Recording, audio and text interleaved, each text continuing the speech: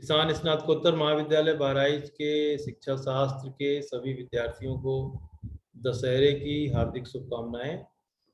और आशा है कि तुम लोग जो हो पिछले नवरात्रि और दशहरे का पर्व बहुत ही हर्ष और उल्लास के साथ मनाए होंगे और इन त्योहारों के पीछे के निहितार्थ को समझ पाने की कोशिश किए होंगे। क्योंकि जो विद्यार्थी जब कोई त्यौहार मनाता है तो उसके त्यौहार मनाने का अलग नज़रिया होना चाहिए। और मुझे लगता है कि तुम सभी लोग नए और अच्छे नज़रिए के साथ इन दोनों सनातन पर्वों को मनाया होगा। नवरात्रि जहाँ पर आसुरी शक्तियों को नष्ट करने के लिए, समूल नष्ट करने के लिए नारी शक्ति के शक्ति शौर्य के प्रदर्शन की गाथा है।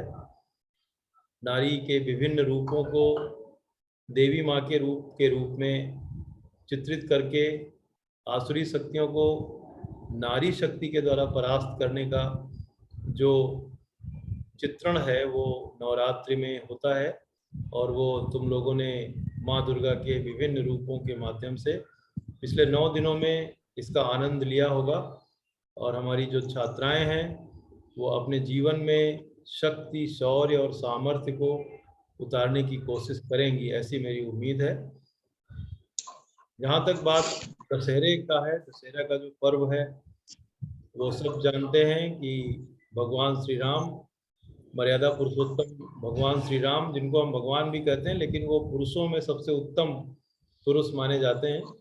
और वो इतने महान पुरुष, उनके आदर्श और कार्य इतने महान रहे कि उनको ईश्वर का दर्जा मिला और इसलिए उनको मर्यादा पुरुषोत्तम भी कहते हैं। तो मर्यादा पुरुषोत्तम भगवान श्री राम ने अन्याय पर न्याय, अधर्म पर धर्म, असत्य पर सत्य की विजय के प्रतीक के रूप में रावण का विनाश किया था दशहरे के दिन। और उसी की याद में दशहरा पर्व मनाया जाता है। हमें लगता है कि तुम सब लोग निश्चित रूप से अपने आसपास और अपने अंदर के रावणत्व को समाप्त करने की कोशिश करोगे। हालांकि विद्यार्थियों, रावण एक ऐसा चरित्र है जो हम सब में अंदर अंदर व्याप्त है और हम सब में राम की शक्ति आने की जरूरत है। अन्याय पर तभी विजय और अधर्म पर तभी धर्म की विजय या असत्य पर तभी सत्य की विजय हम पा सकेंगे जबकि हम अपने ऊपर विजय प्राप्त कर सकें। हम अपने स्वयं पर विजय प्राप्त नहीं कर पाते हैं और हम दूसरों के तरफ देखते रहते हैं। हमें, हमारे अंदर तमाम तरह की आसुरी शक्तियाँ रहती हैं। उन आसुरी शक्तियों से हमें लगातार निपटते रहने की कोशिश करनी चाहिए। तो प्रिय विद्यार्थियों, नवरात्रि और दशहरे की हार्दिक शुभकामनाओं के साथ हम पिछले टर्न पर क्लासेस जब चल रही थी तो उसमें हम शिक्षा के कार्यों की बात कर रहे थे और शिक्षा के कार्यों की बात करते करते हमने आपको कुछ चीज़ें बताई थी और शिक्षा के कार्य के संबंध में कुछ प्रश्न भी आपको दिए थे। आज मैं थोड़ा फिर से रिपीट करने वाला हूँ। शिक्षा के कार्य में हमने आपको बताया था वैयक्तिकता का विकास, सामाजिक विकास, शिक्षा का कार्य सांस्कृतिक विरासत का अगली पीढ़ी में हस्तांतरण है। सांस्कृतिक विरासत बहुत पीढ़ियाँ उसको संजोती हैं।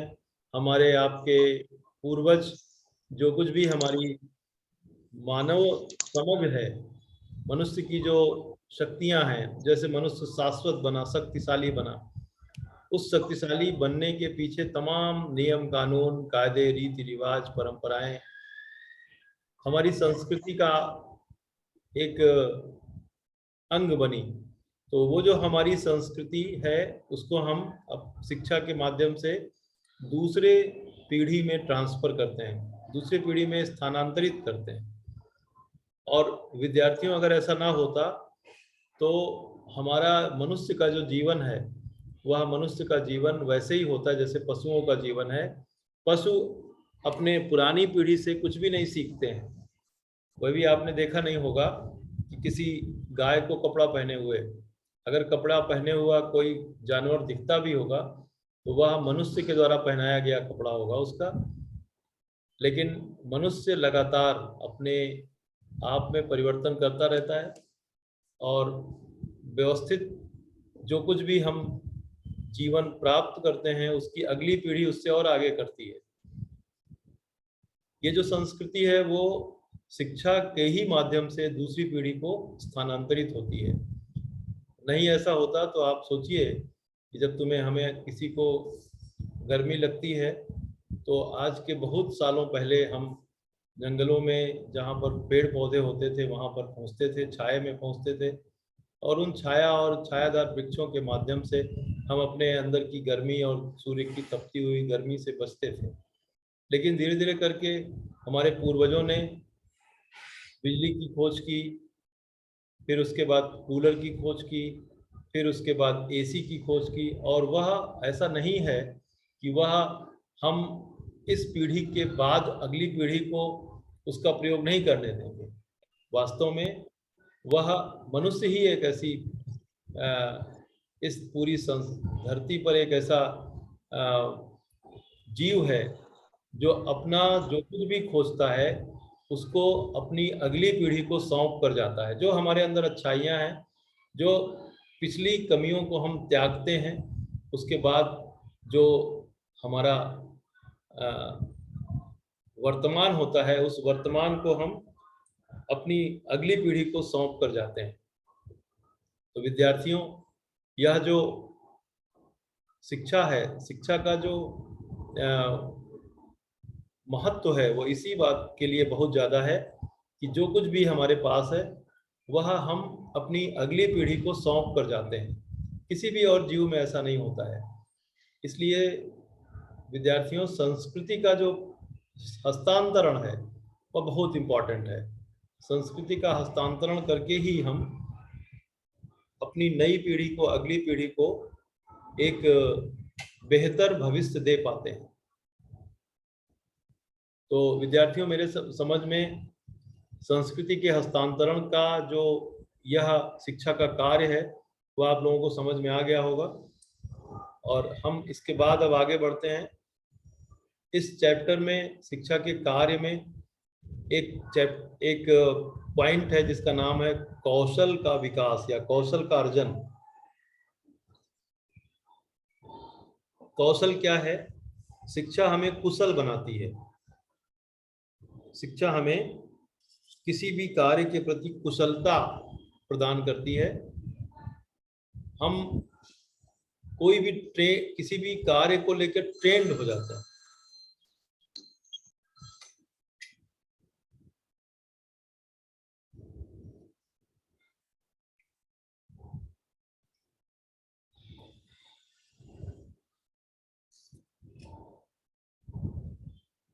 जैसे कोई भी व्यक्ति डॉक्टर बनता है, इंजीनियर बनता है, वकील बनता है, जो कुछ भी वो बनना चाहे बन सकता है। ये बनाने का काम कौन करता है? यह बनाने का काम शिक्षा ही। हाँ, बहुत बढ़िया। शिक्षा ही करती है। शिक्षा के माध्यम से ही हम एक ऐसे व्यक्ति का निर्माण करते हैं जो अपने विशेष किसी व्यवसाय का एक्सपर्ट बन जाता है। तो शिक्षा का एक कार्य यह भी है कि वह व्यक्ति के अंदर व्यावसायिक कुशलता का विकास करे। बहुत से ऐसे लोग होते हैं जो शिक्षा लेकर के ट्रेंड हो जाते हैं, मैकेनिक बन जाते हैं, इंजीनियर बन जाते हैं, पुल बनाने लगते हैं, बड़ी बड़ी इमारतें बनाने लगते हैं। इसके अलावा वैज्ञानिक बन जाते हैं, कवि बन जाते हैं, नेता बन जाते हैं। यह सब कुशलता शिक्षा विकसित करती है।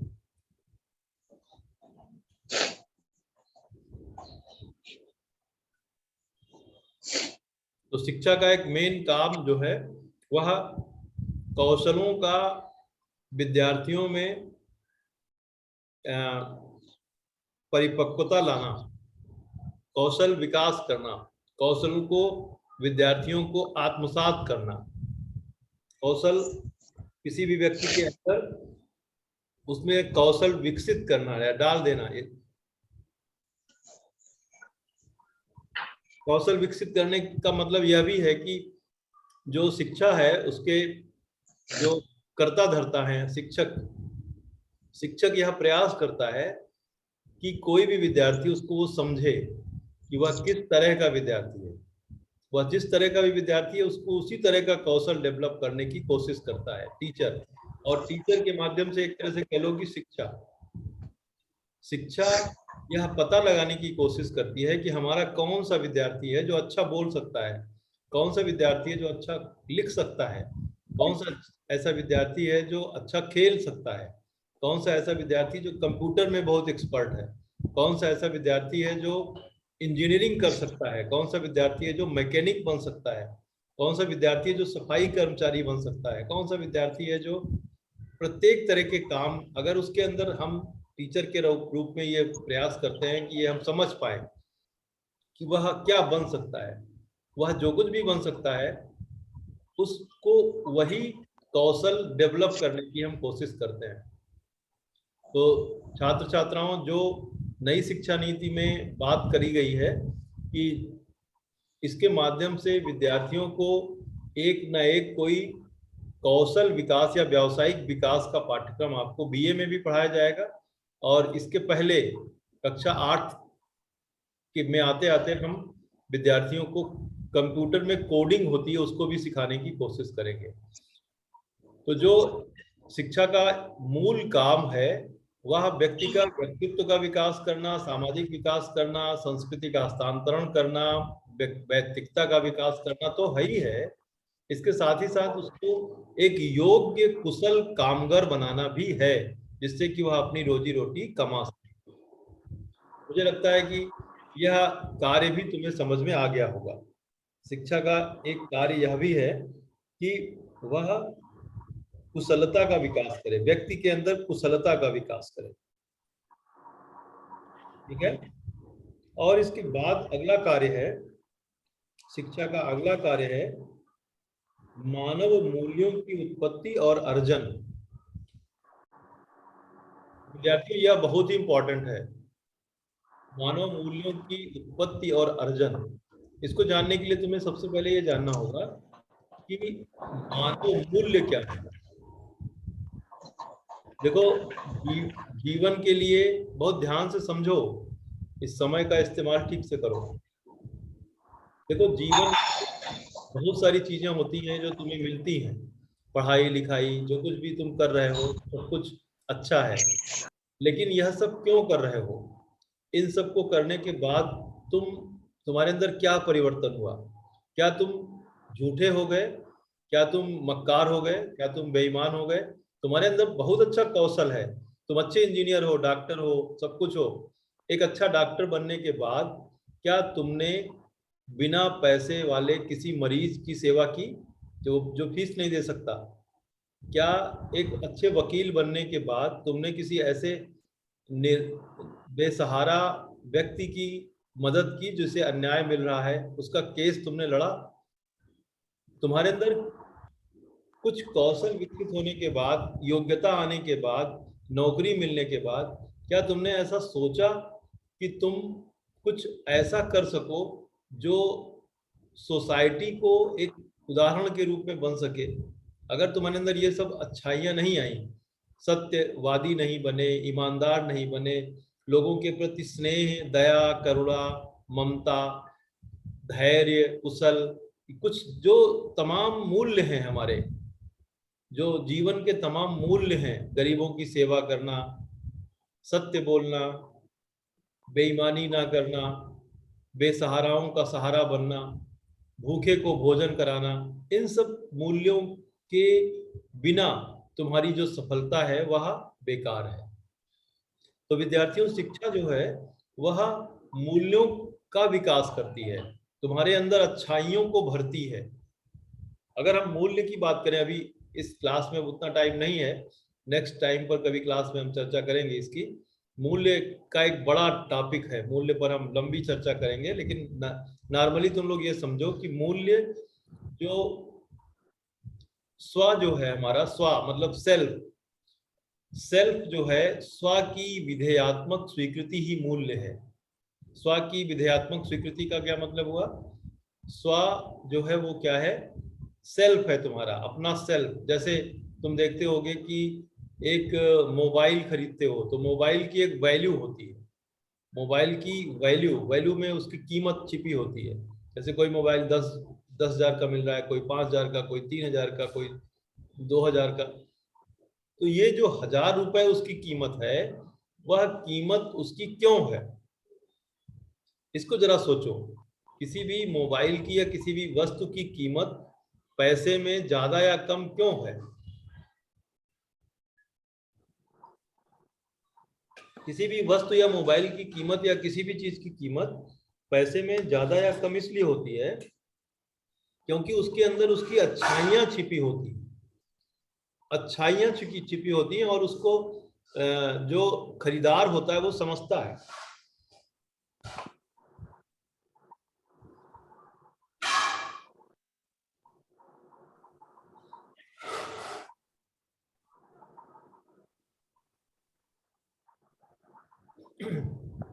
खरीदार को ये पता होता है कि ये जो मोबाइल है उसका जो कैमरा है वो बहुत ही स्ट्रांग कैमरा है, इससे फोटो जो खींचेगी वो बहुत अच्छी होगी, या मोबाइल में और भी बैटरी अच्छी है या कुछ और भी अच्छा है, उसके अंदर जो क्वालिटीज हैं उसके कारण उसकी वैल्यू बढ़ती है। इसी तरह विद्यार्थियों, व्यक्ति है, तुम लोग हो, हम लोग हैं, व्यक्ति है। व्यक्ति का जो वैल्यू है, जो मूल्य है, उसके अंदर उसकी जो गुण है, उसके अंदर जो क्वालिटीज हैं उसकी, उन क्वालिटीज के कारण उसकी वैल्यू बढ़ती है। और उसको जब सोसाइटी एक्सेप्ट करता है, जैसे अभी देखो देश में चुनाव होते हैं, प्रदेश में चुनाव होते हैं, नेता तुम्हारे सामने होते हैं, जो लीडर होते हैं वो तुम्हारे सामने होते हैं। उन लीडर्स की क्वालिटी देख करके तुम उनको वोट करते हो, उनके अंदर क्या क्या चीजें हैं, तुम क्या देखते हो, वह तुम्हें प्रेरित करती है कि इनको हम अपने लीडर के रूप में स्थापित करें या इनको लीडर के तौर पर स्थापित ना करें। तो ये जो वैल्यूज हैं वह सोसाइटी उसकी वैल्यू देती है। जैसे कोई कॉलेज भर में ढेर सारे टीचर हैं, कॉलेज भर में हम लोगों के सामने ढेर सारे विद्यार्थी हैं, हम ये देखते हैं कि हमारी क्लास में कौन सा विद्यार्थी हमें ज्यादा रिस्पांस दे रहा है, कौन सा विद्यार्थी कम रिस्पांस दे रहा है। वह तुम्हारी अपनी क्वालिटी है जो तुम्हें साबित करती है कि तुम एक अच्छे विद्यार्थी हो। इसी तरह से टीचर के लिए भी है, टीचर को भी क्या है कि विद्यार्थी उसको देखता है और ये महसूस करता है कि ये वह उसकी क्वालिटी है, उससे वो क्लियर होता है कि कितना अच्छा शिक्षक है। तो हरेक का मूल्य, किसका भाई स्पीकर ऑन है? स्पीकर ऑफ करो। सर जनता कुमारी का, कोई जनता कुमारी। जनता कुमारी स्पीकर ऑन करो, ऑफ करो।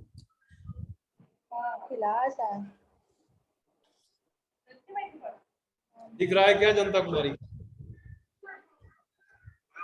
यस सर, अभी दिख रहा था।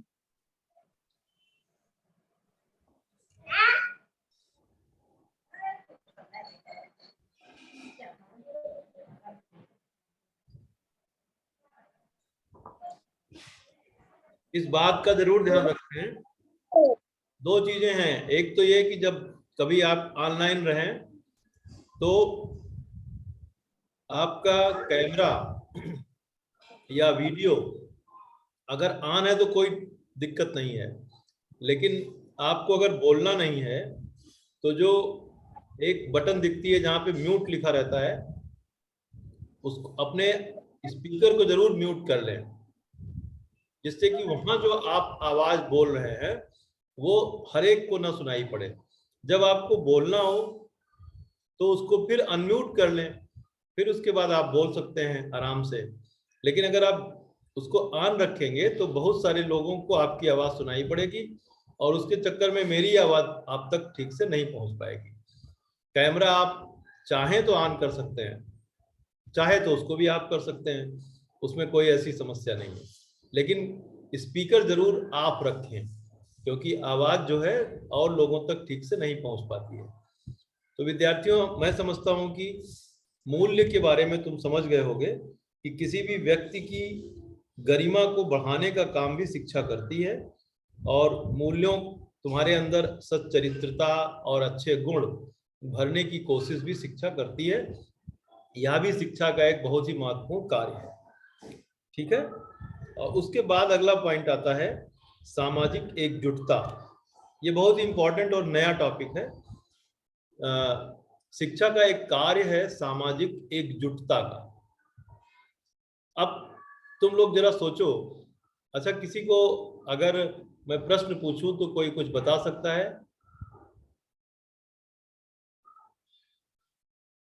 यस सर, पूछिए, जानेंगे तो बताएंगे।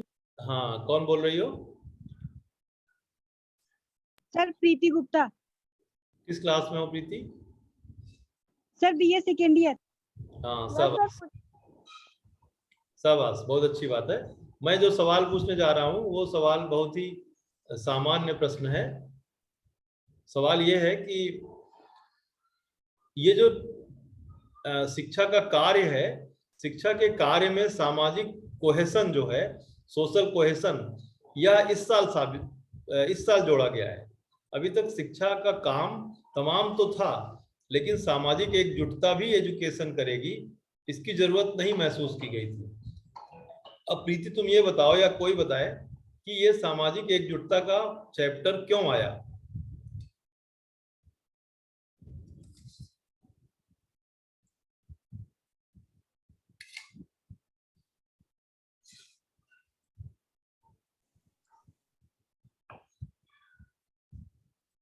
सर जो आप अभी बताए सामाजिक व्यक्तित्व, तो ये तो अभी जोड़ा गया है ना सर?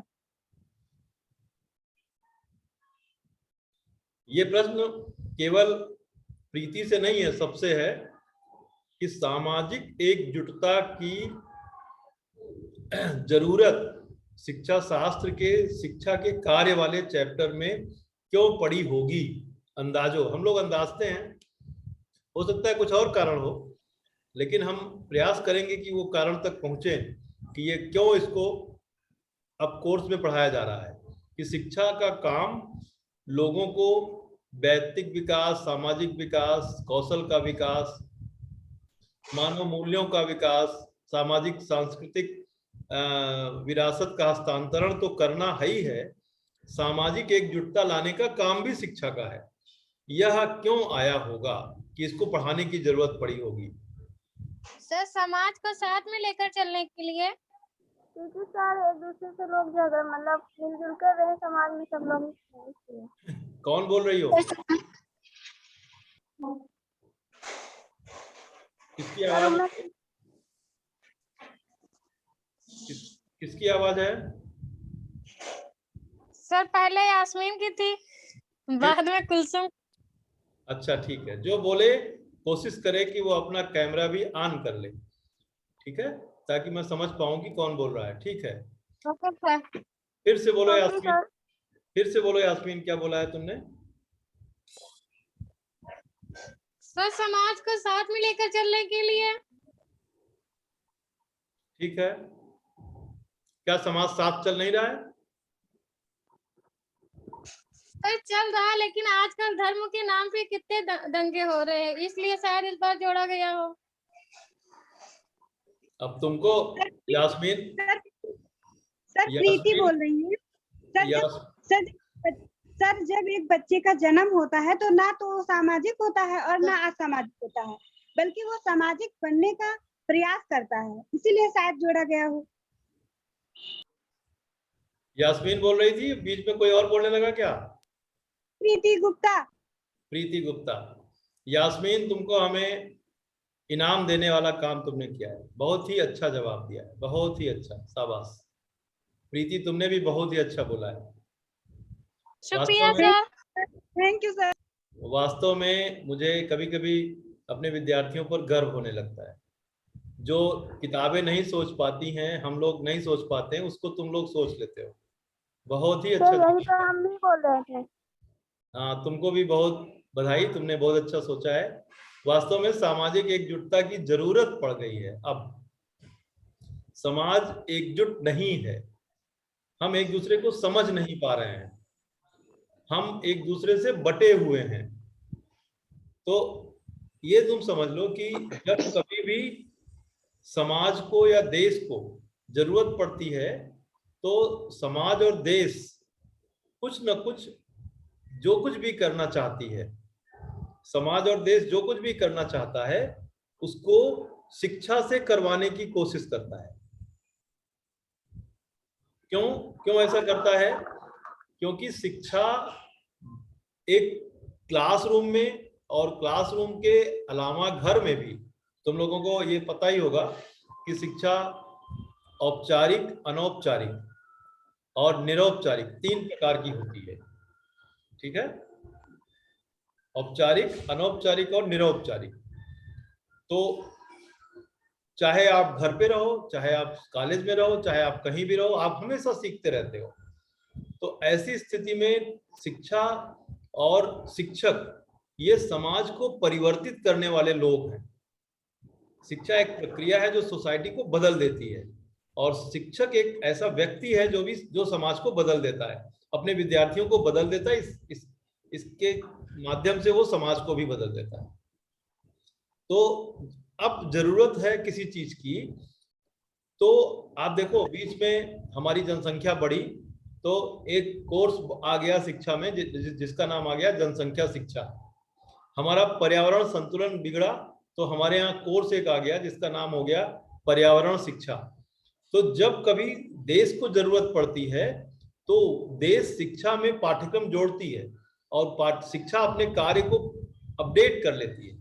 तो शिक्षा के कार्य में सामाजिक एकजुटता का जो चैप्टर है वो क्यों आया, उसके पीछे का कारण यही है कि अब हमारे देश को जरूरत है कि हम एकजुट होकर के अंदर की और बाहर की जो हमारी दुश्मन शक्तियां हैं उनको बाहर करें और उनसे लड़ सकें।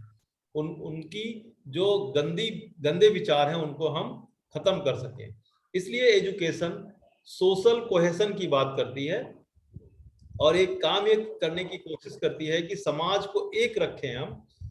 हिंदू, मुस्लिम, सिख, ईसाई, और हिंदुओं में भी ढेर सारी जातियां हैं, मुस्लिमों में भी हैं, अनेक तरह का जो विभाजन है हमारा, अमीर गरीब का विभाजन, ऊंच नीच का विभाजन, छोटे बड़े का विभाजन, गांव शहर का विभाजन, हिंदी अंग्रेजी संस्कृत उर्दू ये भाषा का विभाजन, क्षेत्र का विभाजन, अलग अलग तरह के रंग का विभाजन, पुरुष महिला का विभाजन, जिस विभिन्न आधारों पर हम क्या है अलग अलग तरह के समाज बनाते हैं। शिक्षा का कार्य यह भी है कि हम यह समझ पाए कि ये सब विविध भारत के रंग हैं और इन सब का अपना महत्व है, और इन सब को हम सम्मान की नजर से देखें, किसी को ज्यादा या कम ना सोचें, और पूरी तरह से हम देश के हित में एकजुट रहने की कोशिश करें।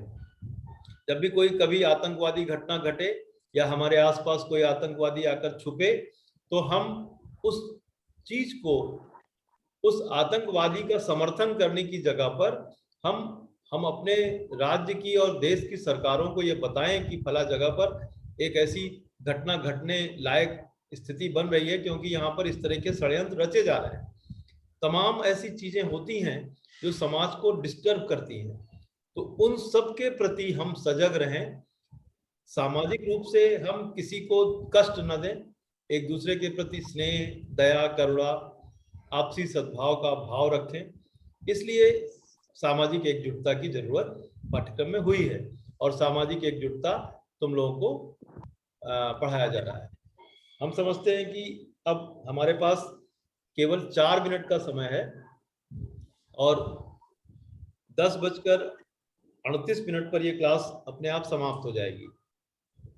विद्यार्थियों,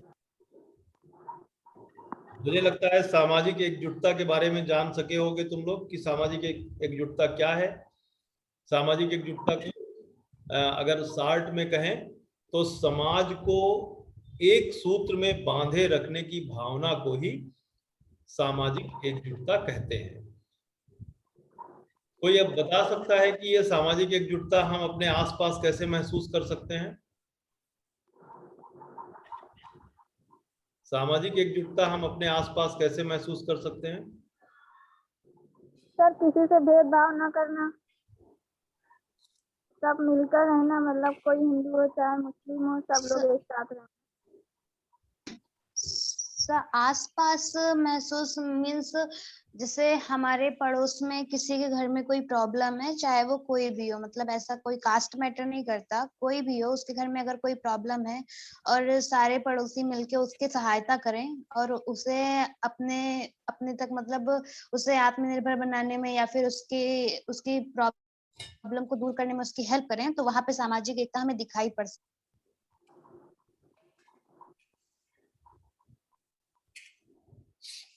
वाह रुद्राणी, बहुत सही, शाबाश, एकदम एग्जैक्ट। ये जो मेरा सवाल था तो ये था कि हम आसपास सामाजिक एकजुटता को प्रदर्शित होते हुए कैसे देख सकते हैं, है ना। आमतौर पर क्या होता है कि जैसे मान लो कोरोना है, अभी कोरोना चला गया, प्रीति, यास्मीन, कुलसुम और रुद्राणी, हमारे स्टूडेंट्स जो हैं, छात्र स्पेशली, ये नहीं कुछ बोलते। मैं क्लास में भी बहुत परेशान रहता हूँ, यहाँ भी। कल से आप जब कभी क्लास होगी, कल या कभी भी, तो आप लोग जो हो इसमें पार्टिसिपेट करना, लड़कियों की तरह तुम लोग भी पार्टिसिपेट करना। तो जो लोग भी सुन रहे हैं समझें ठीक से कि जब भी कभी किसी के घर में कुछ समस्या आती है, जैसे कोरोना था, कोरोना में एक चीज था कि किसी को टच नहीं करना है, क्योंकि टच करेंगे तो आपको कोरोना फैल जाएगा। लेकिन फिर भी घर परिवार के लोग अगर किसी के घर में कोई घटना घटी तो वो सब एकजुट होकर के सहयोग करते रहे, और पड़ोसी जो बगल का पड़ोसी है वो बिल्कुल नहीं आ रहा था।